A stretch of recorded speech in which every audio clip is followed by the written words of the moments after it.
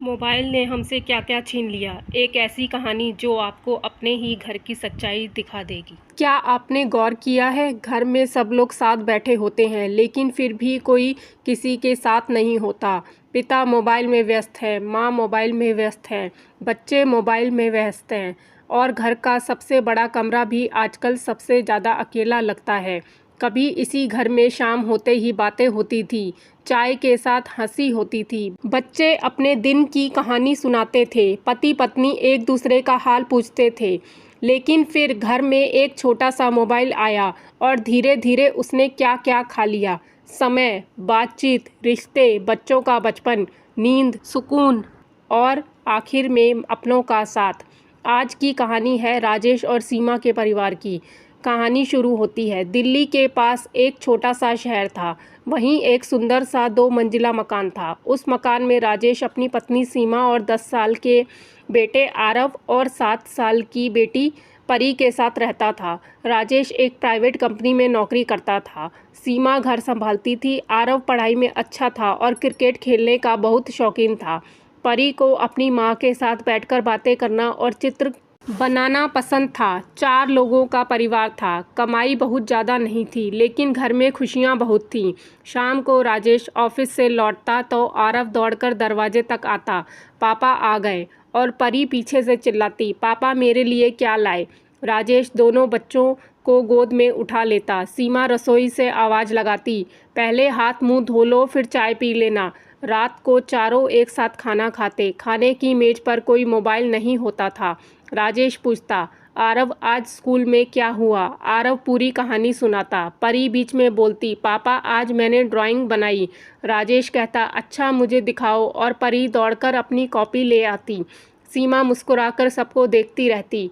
उनके पास बहुत पैसा नहीं था, लेकिन एक दूसरे के लिए समय था और शायद वही उनकी सबसे बड़ी दौलत थी। फिर घर में आया नया मोबाइल। एक दिन राजेश ऑफिस से घर आया। उसके हाथ में एक नया चमकदार मोबाइल था। आरव की आंखें चमक उठी। पापा नया फ़ोन। राजेश हंसते हुए बोला, हाँ बेटा, कंपनी का नया फ़ोन मिला है। परी बोली, पापा मुझे गेम खिलाना। राजेश ने कहा, हाँ हाँ ज़रूर। उस रात खाना खाने के बाद राजेश सोफे पर बैठा और मोबाइल चलाने लगा।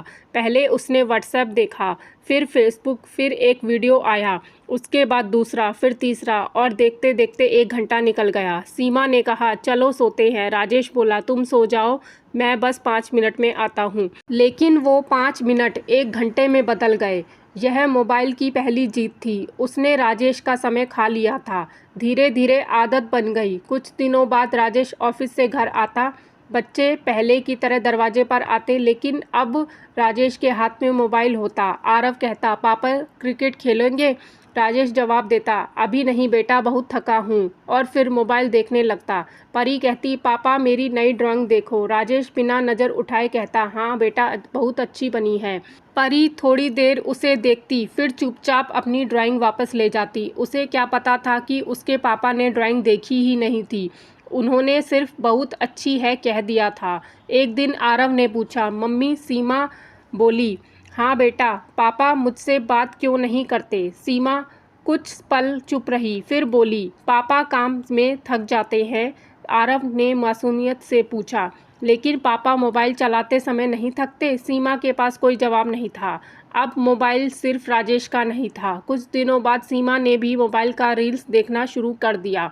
पहले वह सिर्फ ज़रूरी काम के लिए मोबाइल इस्तेमाल करती थी, लेकिन अब सुबह उठते ही फ़ोन हाथ में आता, देखूं आज क्या नया आया है। एक वीडियो, फिर दूसरा वीडियो, फिर तीसरा वीडियो। नाश्ता बनाते समय भी मोबाइल पास रहता। दोपहर में बच्चे पढ़ रहे होते तो सीमा मोबाइल में व्यस्त रहती। शाम को पड़ोस की महिलाएं बातें करने आती तो सीमा कहती, आप लोग बैठो, मैं बस ये वीडियो देख लूं। धीरे धीरे घर में एक अजीब बदलाव आने लगा। राजेश और सीमा दोनों एक ही कमरे में होते थे, लेकिन दोनों अलग अलग दुनिया में रहते थे। राजेश अपने मोबाइल की दुनिया में और सीमा अपने मोबाइल की दुनिया में। बच्चों का बचपन भी मोबाइल ने खा लिया। एक दिन आरव स्कूल से आया। उसने अपना बैग रखा और बोला, मम्मी आज स्कूल में क्रिकेट टीम बनी है। सीमा मोबाइल देख रही थी। अच्छा बेटा, आरव बोला, मम्मी मैं भी टीम में चुना गया हूँ। सीमा ने फिर कहा, बहुत अच्छी बात है। आरव कुछ देर खड़ा रहा, फिर बोला, मम्मी आप मेरी तरफ देखकर बोल सकती हो। सीमा ने मोबाइल नीचे रखा। उसने बेटे को देखा। आरव की आंखों में खुशी थी, लेकिन सीमा को अचानक एहसास हुआ उसका बेटा उससे कोई बड़ी बात कह रहा था और वह कई मिनट से उसकी तरफ देख भी नहीं रही थी। एक दिन परी ने माँ से कहा, मम्मी आप मेरे साथ ड्राइंग बनाओगी? अभी नहीं बेटा। कब? बाद में। कब? सीमा चिढ़कर बोली। परी बोला ना बाद में। परी चुप हो गई। वह अपने कमरे में गई, अपनी ड्राइंग बुक खोली और अकेले बैठकर चित्र बनाने लगी। उसने एक चित्र बनाया। चित्र में 4 लोग थे, एक पिता, एक माँ, एक बेटा और एक बेटी, लेकिन चारों के हाथ में मोबाइल था। राजेश को यह चित्र मिला। रात को राजेश कमरे में गया तो उसे परी की ड्राइंग दिखाई दी। उसने चित्र देखा और हंसते हुए बोला, बच्चों की भी क्या क्या कल्पना होती है। लेकिन तभी उसने ध्यान से देखा, चारों लोग एक दूसरे की तरफ नहीं देख रहे थे, सबके हाथ में मोबाइल था। राजेश के चेहरे की मुस्कान गायब हो गई। उसने परी को बुलाया। परी। परी आई। राजेश ने पूछा, बेटा ये चित्र तुमने बनाया है? हाँ। इसमें सबके हाथ में मोबाइल क्यों है? परी ने मासूमियत से कहा, क्योंकि हमारे घर में सबके हाथ में मोबाइल होता है। राजेश कुछ नहीं बोल पाया। मोबाइल ने अगली चीज़ खाई, खाने की मेज। पहले चारों एक साथ खाना खाते थे। अब ऐसा होने लगा कि राजेश मोबाइल लेकर बैठता, सीमा भी मोबाइल पास रखती, आरव वीडियो देखता हुआ खाना खाता, परी कार्टून देखती हुई खाना खाती। एक दिन राजेश ने अचानक कहा, कोई बात क्यों नहीं कर रहा? सीमा बोली, आप भी तो मोबाइल चला रहे हो। राजेश चुप हो गया। उसे पहली बार महसूस हुआ घर में 4 लोग हैं लेकिन बातचीत शून्य है। फिर नींद भी चली गई। रात को राजेश देर तक मोबाइल चलाता, सीमा भी देर तक रील्स देखती, आरव गेम खेलता, परी वीडियो देखती। रात में 12 बजे, 1 बजे, कभी 2 बजे तक घर जागता रहता। सुबह सब थके हुए उठते। राजेश ऑफिस में चिड़चिड़ा रहने लगा। सीमा दिन भर थकान महसूस करती। आरव पढ़ाई में ध्यान नहीं लगा पाता। परी सुबह उठते ही मोबाइल मांगती। मोबाइल ने अब नींद भी खा ली थी। एक दिन आरव ने मोबाइल छिपा दिया। आरव ने देखा कि उसके पापा ऑफिस से आते ही मोबाइल में लग जाते हैं। उसने एक दिन मजाक में पापा का मोबाइल छिपा दिया। राजेश घर आया, मोबाइल नहीं मिला। वह परेशान हो गया। सीमा मेरा फ़ोन कहाँ है? सीमा बोली, मुझे नहीं पता। राजेश बेचैन होकर पूरे घर में फ़ोन ढूंढने लगा। आखिर मोबाइल आरव के कमरे में मिला। राजेश गुस्से में बोला, तुमने मेरा फ़ोन क्यों छिपाया? आरव डर गया। उसने धीरे से कहा, पापा मैं बस देखना चाहता था कि आप बिना मोबाइल के मेरे साथ कितनी देर बैठते हो। राजेश जैसे पत्थर का हो गया। बेटे ने आगे कहा, पापा आप मोबाइल के साथ बहुत खुश रहते हो, मेरे साथ नहीं। कमरे में सन्नाटा छा गया। उस रात राजेश सो नहीं पाया। वह बिस्तर पर लेटा था, मोबाइल उसके पास रखा था, लेकिन आज उसने मोबाइल नहीं उठाया। उसने सोचा, आखिर मैंने हासिल क्या किया? पैसा कमाने के लिए नौकरी की, घर बनाया, बच्चों के लिए सामान खरीदा, लेकिन क्या मैंने बच्चों को अपना समय दिया? उसने याद किया परी की ड्राइंग, आरव का क्रिकेट, सीमा की बातें, और उसे महसूस हुआ मोबाइल ने उसके हाथ से सिर्फ फ़ोन नहीं पकड़ा था, उसने उसके हाथ से बच्चों का बचपन पकड़ लिया था। अगली सुबह एक घटना हुई। सुबह राजेश ऑफिस जाने के लिए तैयार हुआ। परी ने कहा, पापा। राजेश रुका। हाँ बेटा, आज जल्दी आना। क्यों? आज मैंने आपके लिए एक सरप्राइज़ बनाया है। राजेश मुस्कुराया। ठीक है। उस दिन ऑफिस में राजेश बार बार घड़ी देखता रहा। शाम को वह जल्दी घर निकल पड़ा, लेकिन रास्ते में उसका फ़ोन बजा। एक ज़रूरी ऑफिस कॉल थी। कॉल के बाद उसने मोबाइल देखा, फिर सोशल मीडिया खुल गया। एक वीडियो, दूसरा वीडियो, तीसरा वीडियो, और पता ही नहीं चला कि आधा घंटा निकल गया। जब वह घर पहुंचा तो दरवाज़ा खुला था। घर में असामान्य शांति थी। अस्पताल की खबर। सीमा ने रोते हुए कहा, राजेश क्या हुआ? परी सीढ़ियों से गिर गई थी। राजेश के पैरों तले ज़मीन खिसक गई थी। क्या उसे अस्पताल ले गए हैं? राजेश दौड़कर अस्पताल पहुंचा। परी के सिर पर चोट लगी थी, डॉक्टर इलाज कर रहे थे। राजेश बाहर बैठकर रो रहा था। उसे याद आया, आज परी ने उससे कहा था, पापा आज जल्दी आना, और वह मोबाइल में फंस गया था। डॉक्टर बाहर आए। डॉक्टर ने कहा, घबराने की ज़रूरत नहीं है, चोट ज़्यादा गंभीर नहीं है। राजेश ने राहत की सांस ली। कुछ देर बाद परी ने आंखें खोली। राजेश उसके पास गया। उसने परी का हाथ पकड़ा। बेटा, परी ने कमज़ोर आवाज़ में पूछा, पापा आप आ गए? राजेश रो पड़ा। हाँ बेटा, अब मैं आ गया। परी ने कहा, पापा मेरा सरप्राइज देखोगे? राजेश ने कहा, क्या? परी ने अपनी मुट्ठी खोली। उसमें एक छोटा सा कागज़ था। उस पर 4 लोगों का चित्र बना था, लेकिन इस बार किसी के हाथ में मोबाइल नहीं था। चारों एक दूसरे का हाथ पकड़े हुए थे। नीचे लिखा था, मेरा परिवार बिना मोबाइल के। राजेश की आंखों में आंसू बहने लगे। उस दिन घर में एक फैसला हुआ। राजेश ने घर आकर अपना मोबाइल मेज पर रखा। सीमा ने पूछा, क्या हुआ? राजेश बोला, आज से हम मोबाइल का इस्तेमाल करेंगे। सीमा ने कहा, तो? राजेश बोला, लेकिन मोबाइल हमें इस्तेमाल नहीं करेगा।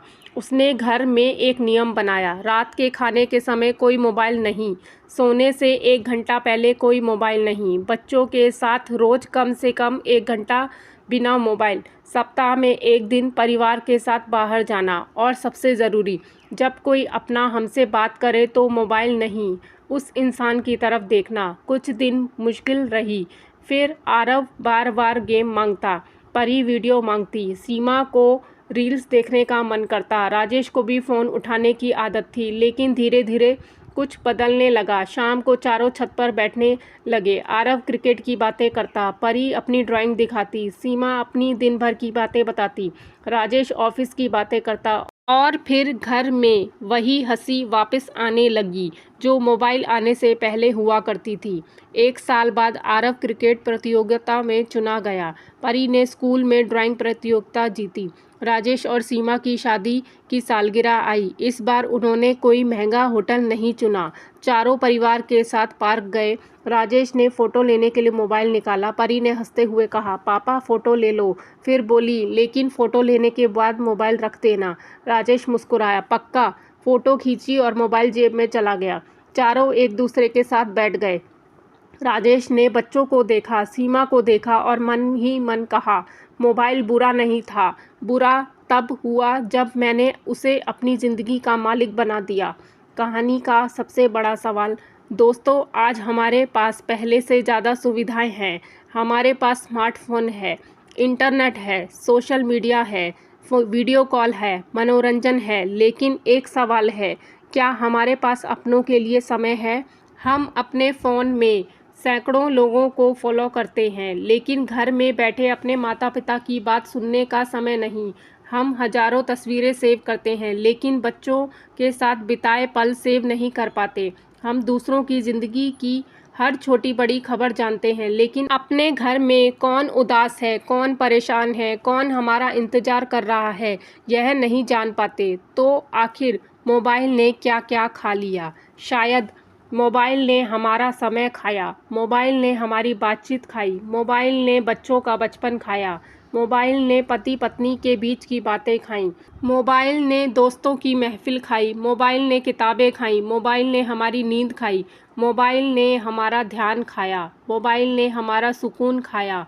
और सबसे डरावनी बात, कहीं ऐसा ना हो कि एक दिन मोबाइल हमारे पास हो, लेकिन उसे देखने वाला कोई अपना न हो। इसीलिए मोबाइल छोड़ना ज़रूरी नहीं है, मोबाइल पर नियंत्रण रखना ज़रूरी है, क्योंकि ज़िंदगी की सबसे खूबसूरत चीज़ें ऑनलाइन नहीं मिलती। माँ की गोद, पिता का प्यार, बच्चों की हंसी, पति पत्नी की बातचीत, दोस्तों की महफिल और परिवार के साथ बैठकर बिताया हुआ समय, इनकी कोई रील, कोई लाइक और कोई फॉलोअर कीमत नहीं लगा सकता। अब आपकी बारी है, सच सच बताइए, मोबाइल ने आपकी ज़िंदगी से क्या खा लिया?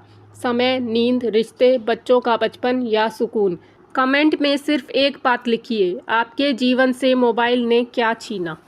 देखने के लिए धन्यवाद। कृपया लाइक, शेयर और सब्सक्राइब करें। ट्रू टेल्स रेखा ऑफिशियल।